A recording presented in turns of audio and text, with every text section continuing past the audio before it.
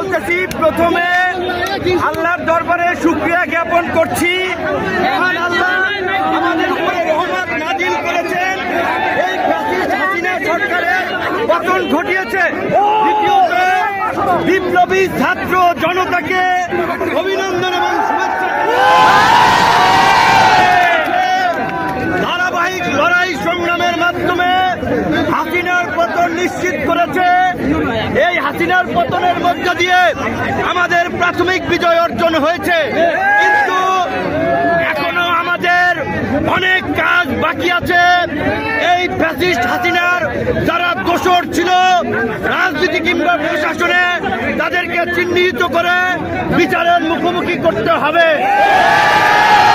এখন পর্যন্ত অন্তর্বর্তীকালীন সরকার হয় নাই, এইখানে যেন কোন সামরিক শাসন কিংবা কোন ভারত নিয়ন্ত্রিত সরকার প্রতিষ্ঠা না হয়।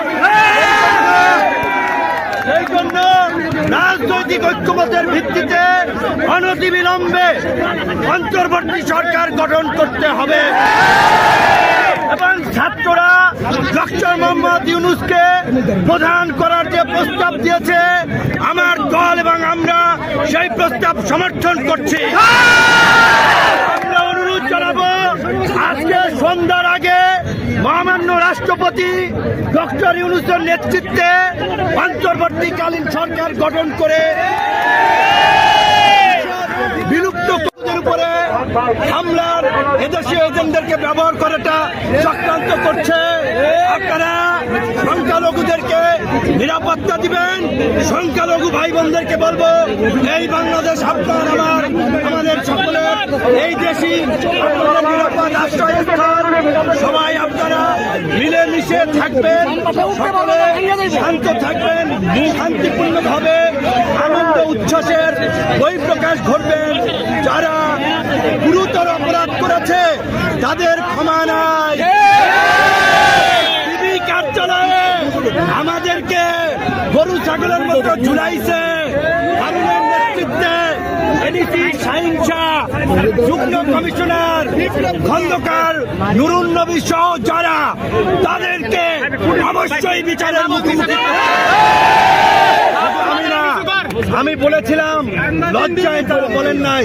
জামাতের সেক্রেটারি জেনারেল থেকে শুরু করে ফুটবলার আমিনুল ভাই, নীরব ভাই, বিএনপি জামাত বিরোধী দলের নেতৃবৃন্দকে গরু ছাগলের মতো পিটাইছে। প্রশাসনের মধ্যে এই দুর্বৃত্তদেরকে চিহ্নিত করে অবশ্যই চাকরিচ্যুত করে জেলে ভরতে হবে। আপনারা গণ অধিকার পরিষদের নেতা কর্মীদেরকে বলবো, অন্যান্য এই আন্দোলন সংগ্রামে অংশগ্রহণকারী দল ছাত্র জনতার সাথে মিলেমিশে এলাকার শান্তি এবং স্থিতিশীলতা রক্ষায় কাজ করুন। দুর্বৃত্তরা, দুষ্কৃতকারীরা যেন কোনো অঘটন না ঘটায়, আপনারা সেই বিষয়ে সতর্ক থাকবেন। আমি আমাদের রাজনৈতিক কার্যালয় পল্টনে গিয়ে আপনাদের সাথে শান্তিপূর্ণভাবে দেখা সাক্ষাৎ করে বাসায় যাব। তাড়াহুড়ো করবেন না, আমাদের কোনো ভাই যেন পরে আহত না হয়, কেউ যেন কারো দ্বারা সমস্যায় না পড়ে, খেয়াল রাখবেন। আজকে জামিন দেওয়া হয়েছে। আমরা বলতে চাই, শুধুমাত্র জামিনের মাধ্যমে এই ধরনের নেতা কর্মীদেরকে মুক্তি দিলে চলবে না। তাদের নামে যে মামলা দেওয়া হয়েছে, এই মামলা অনতিবিলম্বে প্রত্যাহার করতে হবে। সাথী বন্ধুগণ, আমরা গতকাল মহামান্য রাষ্ট্রপতির সাথে সংলাপে বসেছিলাম। আমরা আহ্বান জানিয়েছি, অনতিবিলম্বে অন্তর্বর্তীকালীন সরকার দিতে হবে এবং এই অবৈধ সংসদকে বিলুপ্ত ঘোষণা করতে হবে। যদি এই সংসদ বিলুপ্ত না করে আরএমপি ১/১১ বানানোর ষড়যন্ত্র করা হয়, ফখরুদ্দিন মঈনুদ্দিন বানানোর ষড়যন্ত্র করা হয়, বাংলাদেশের জনগণ সেটি মেনে নেবে না। আমরা এই মুহূর্তে আমাদের সভাপতিকে নিয়ে আমরা পল্টনে যাব। বাংলাদেশের জনগণ এবং দলীয় নেতা কর্মীদেরকে পল্টনে জড়ো হওয়ার আহ্বান জানাচ্ছি। ধন্যবাদ।